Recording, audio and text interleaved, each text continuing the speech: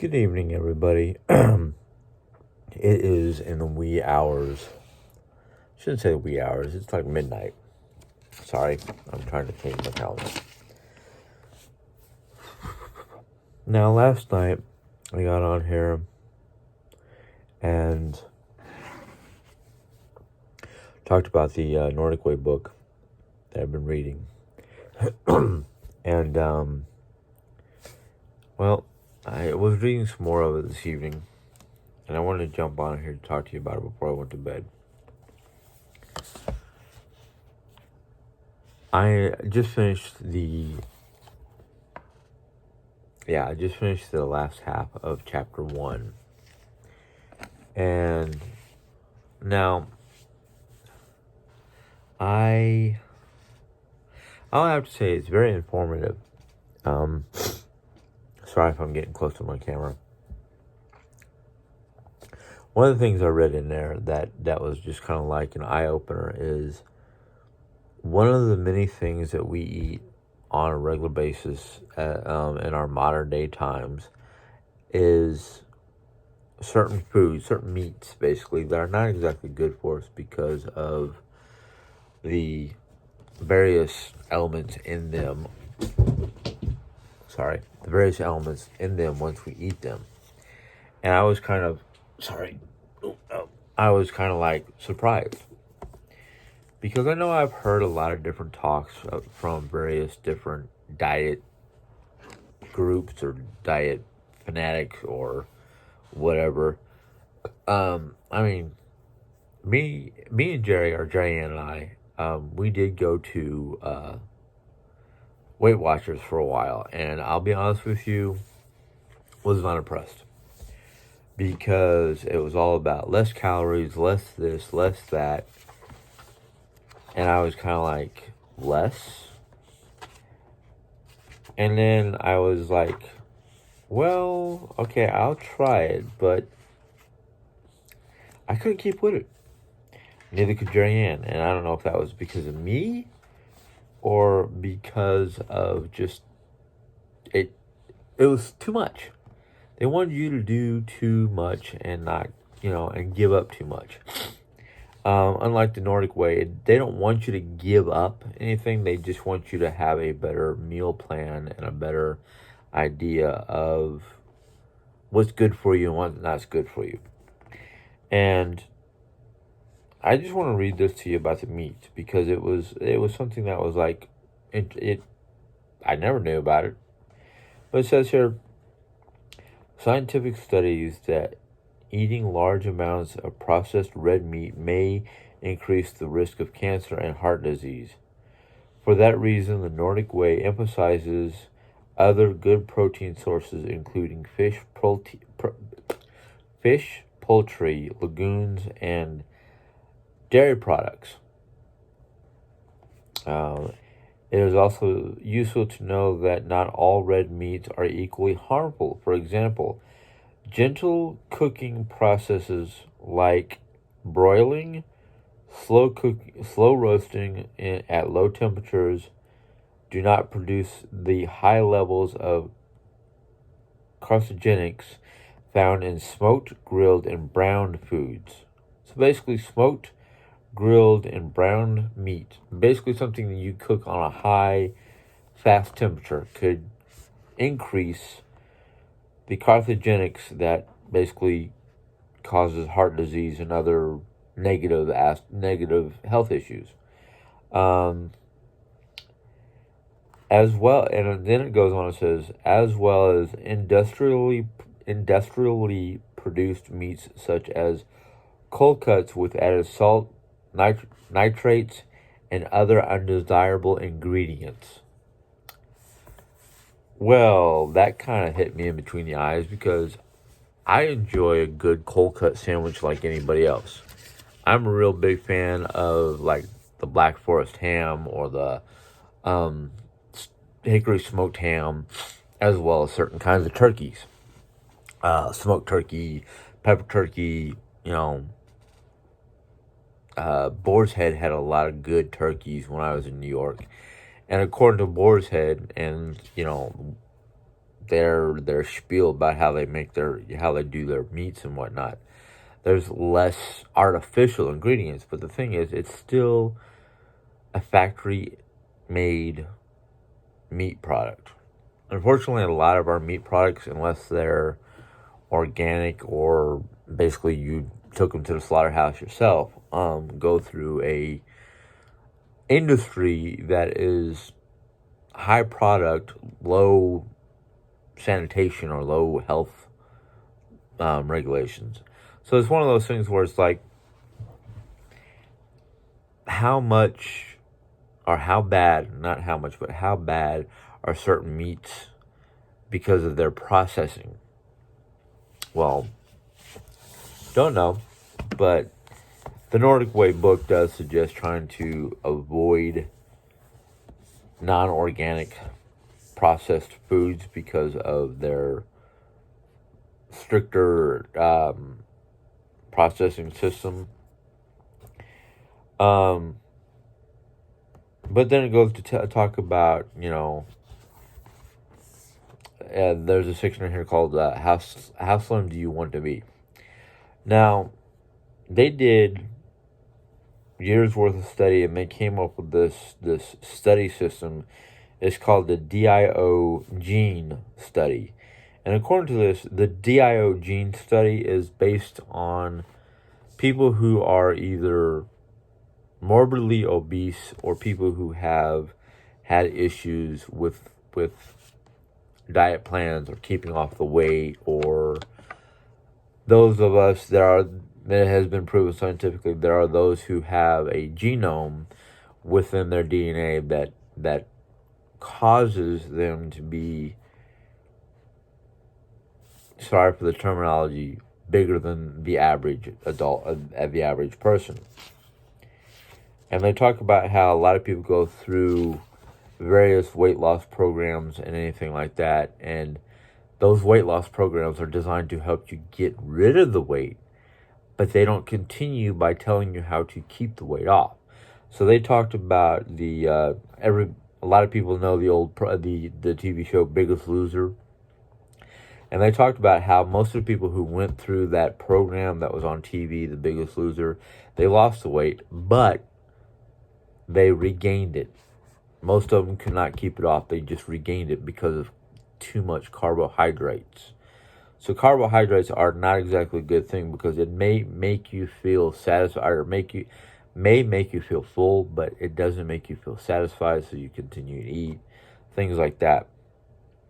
And they talk about, evidence of basically the what they call it, refined carbohydrates such as bread, rice, and juice. They're basically talking about carbohydrates that are not exactly in our normal everyday food. So, like processed rice. Well, I looked it up, and what they mean by processed rice and breads is basically like rice-roni, noodle-roni, basically anything that's part of a pre-pack. Basically anything that's considered a boxed meal, like all you have to do is brown ground beef and add it to the product, or just cook the product as is. It's a box meal. Those box meals are so loaded with negative foods, basically. But they also go to say, nothing is prohibited or wrong as long as you are conscious of your choices, and as long as you are prioritizing your health. So they talk about, what diets work, what diets don't work, and why they don't work. Why this one will work compared to the other ones. But it also has what is this? There was basically the Nordic Way that was printed in Danish. Basically, it was the Danish edition. They analyzed more results and long-term effects from the Diogenes study, which is the strongest scientific documentation of the world's best diet, we know that 1, the food plan is so easy that the dropout rate over 14 months was halved compared to those who ate a typical low-fat diet, normal protein content, and a higher GI. Now they explain what GI is. Oh, GI, the glycemic index, basically. There's a lot of stuff in here I didn't fully understand, but I understood enough to know that, because of certain kinds of diets,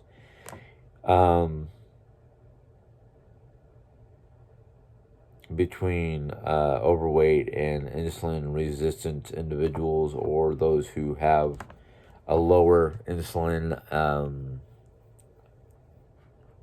processing system, had problems because of the GI, the lower GI, and the lower GI, which is your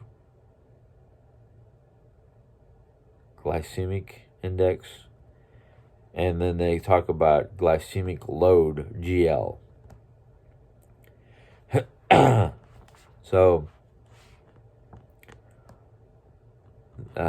number 2 here was the weight loss difference between the Nordic Way program and other groups continue to increase. In fact, the difference doubled. So basically what it sounds like they're saying is those who are on a regular dietary program, the weight loss difference between the Nordic Way program and other groups continue to increase. In fact, the difference doubled. So those who were using regular diets weren't as good as the Nordic Way program. In fact, the Nordic Way program had more positive effects than negative effects. The negative effects would be like people dropping out of the diet program, or not being able to keep up with not the weight loss, but the less weight gain, basically, or regain, as they called it. And then number 3 was comprehensive analysis of taste preference carried out by the British researchers as a part of the Diogenes study showed that the test subjects, love the food. It's not just the superior weight control our food plan provides. The high continuation rate of people in our study suggests the food also tastes better. A thesis you will be able to put to the test yourself with the recipes starting on page 69. So the next chapter that I'm going to start reading tomorrow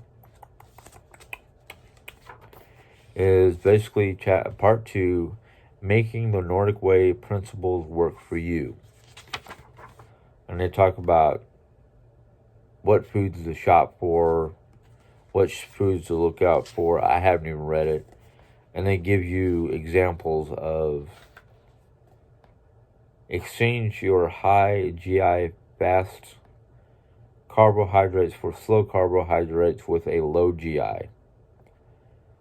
So basically they're saying high GI foods, white bread, including bagels and hamburger buns. I like my bagels. Can't get any good ones. I have a bunch of them that my sister-in-law brought. But they said recommended alternatives: whole wheat, whole grain breads containing whole grains, or sourdough. I love my sourdough, so that won't be a problem for me.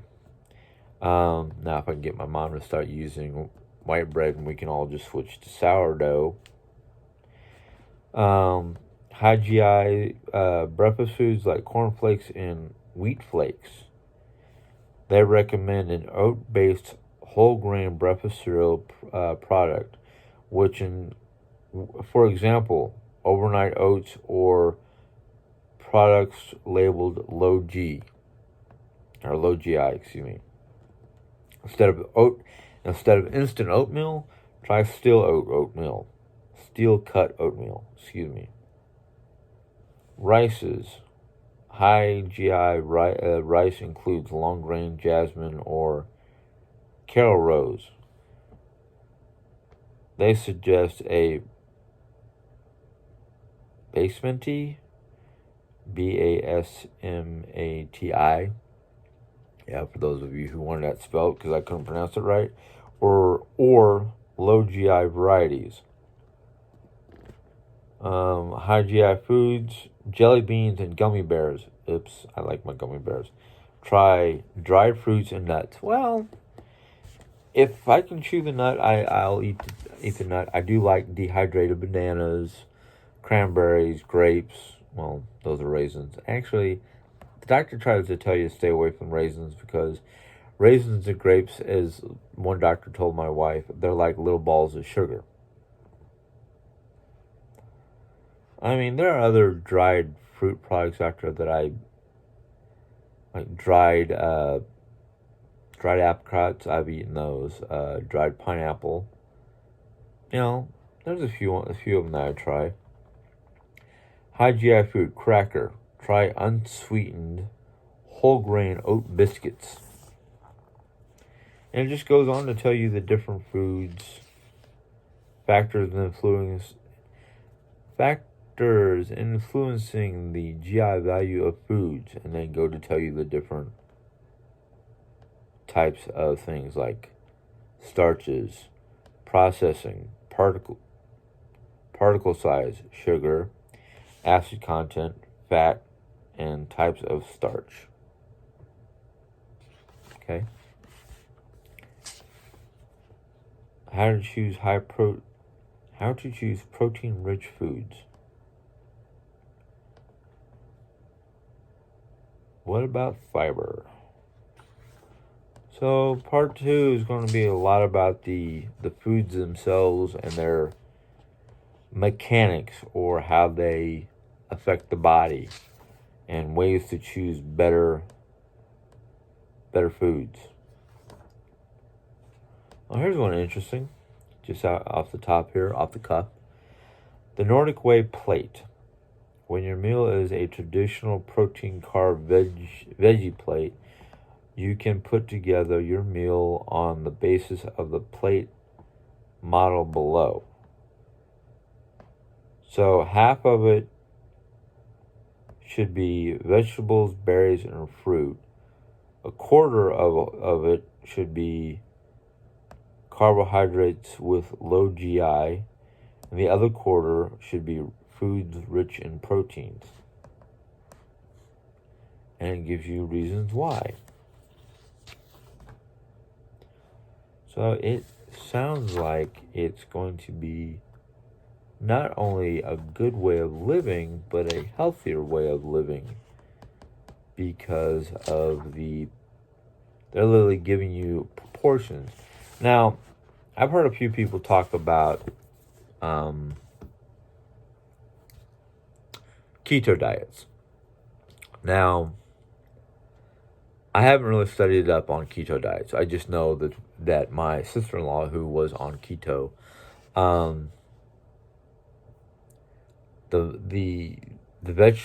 it almost sounded almost like the Nordic Way, but not totally, because it was very little to no carbs, very little to no meat, and basically it was like 3/4 vegetable, and then a quarter meat, if any meat. No carbs whatsoever. So, those of you who know what a keto diet is, or have been on a keto diet, maybe we can exchange notes and see what's what.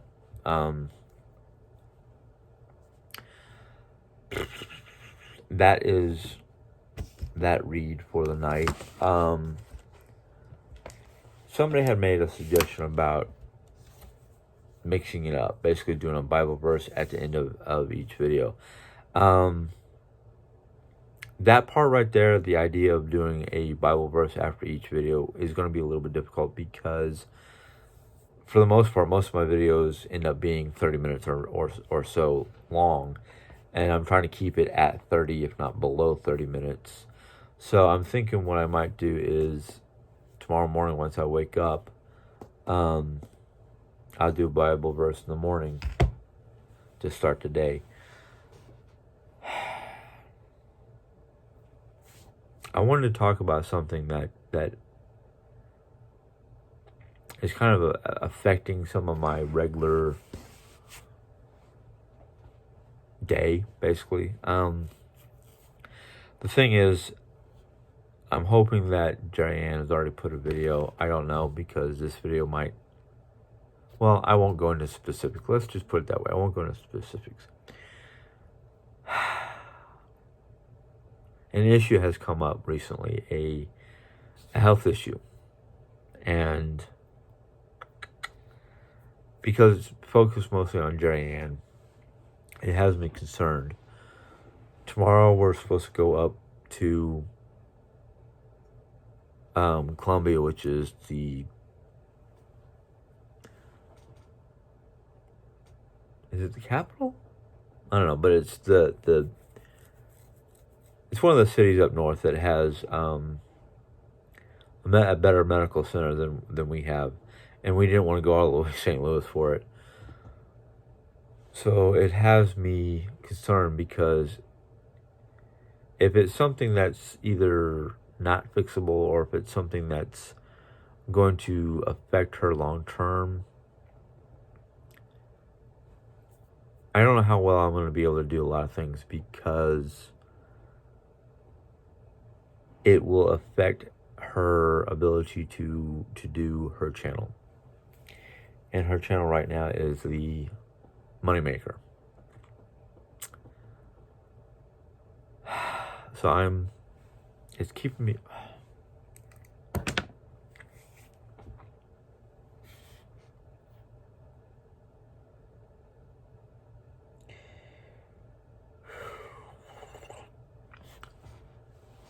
It's not really keeping me awake. It's keeping me on the edge of my seat, basically.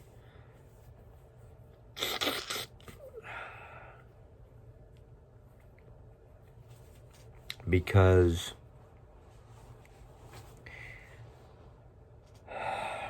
it could affect not only some of our short-term plans, but some of our long-term plans. Now, I'm hoping once the doctor up at the at the university hospital, once he gets a look and examines her problem, it's a simple, just, take these eye drops, don't strain your eyes, and I just basically let the cat out of the bag.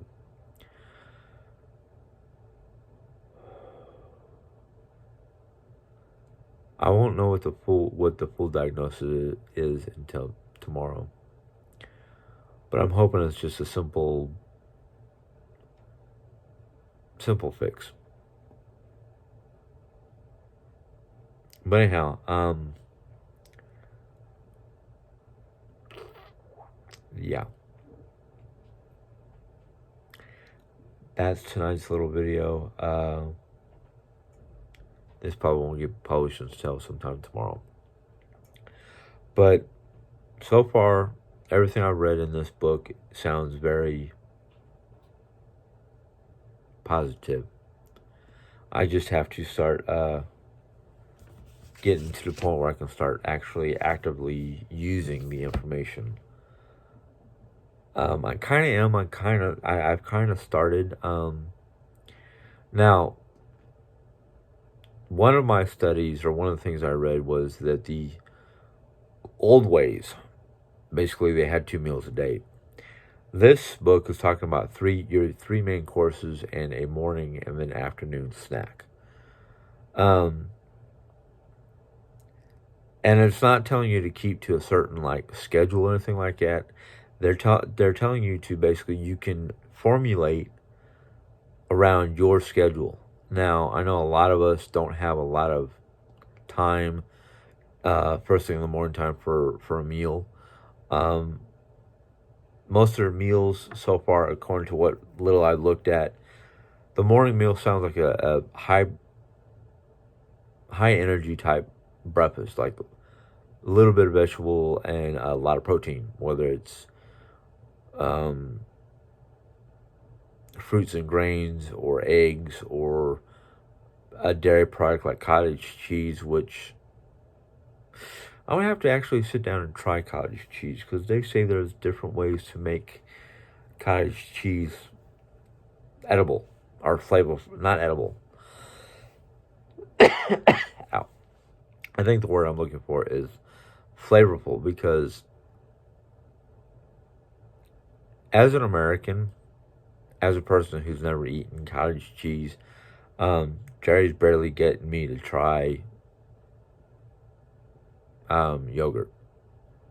Uh, so it's kind of like one of those things where I have to literally start looking into the various either ingredients or elements of different foods.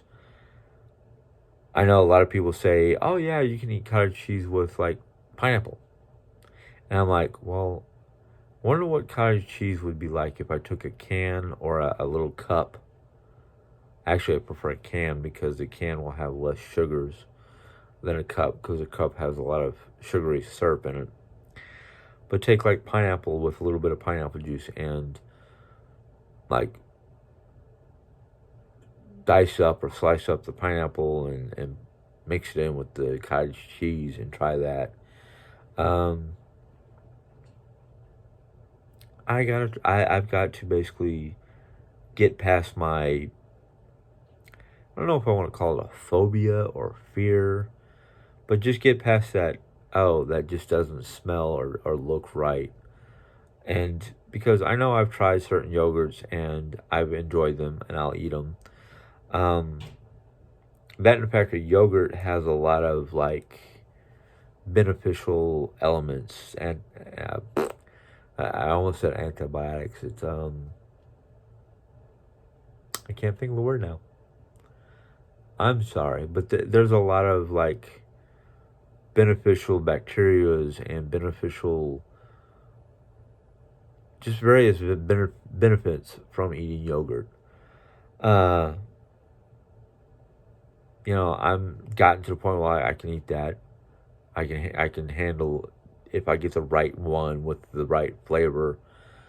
I can handle it. Now I know one of the things that I read it was the the one yogurt that they do suggest that I caught a glimpse of is Greek yogurt. I guess because Greek yogurt has more natural elements than processed elements. I guess I don't know. I don't know what the difference is between regular, just generic yogurt and Greek yogurt. There's other things in there that I've read that it's like, I'm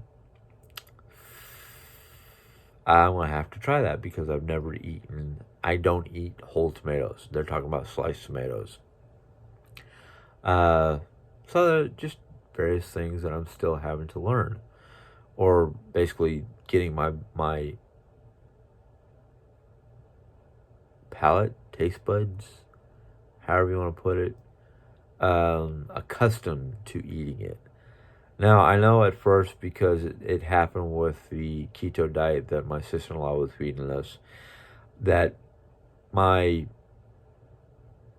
digestive system, my gut basically, which has had very little to no vegetables in a long time, uh, kind of decided to play let's see how long you can last before you have to run to the pot situation. Which, to be honest with you, in the long run, it was better for me than my normal diet. Unfortunately, my lazy. I don't know if you want to call it my laziness or what it is. Went back to eating my normal low vegetation diet, and I don't want to point the blame at anybody because it's nobody but my own fault. My own fault. But between, I hate doing that. But between my mom's pickiness and we don't really sit down and plan things out because Jerry Ann especially prefers spur of the moment type cooking and whatnot.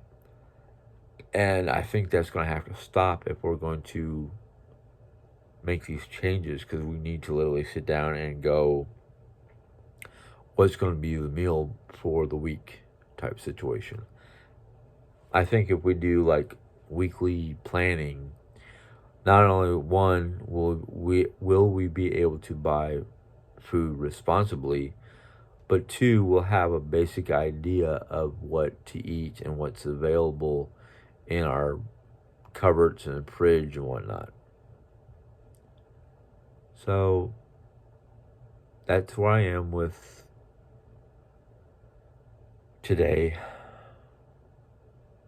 Tomorrow's a new day. Hopefully it's filled with good news, even though it's probably going to be nerve-wracking and yeah, one of those things. But I will keep you up to date of what's going on. I gotta go to sleep. I'm getting tired. Anyhow, if you enjoyed this video, give it a thumbs up. If you have any questions or comments, go ahead and put them in the comment box. I will probably be doing a mix-up.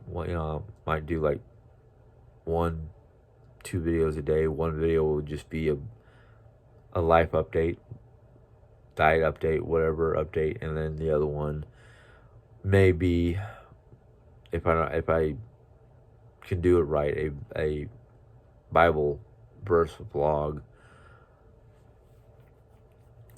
But anyhow, if you're a subscriber,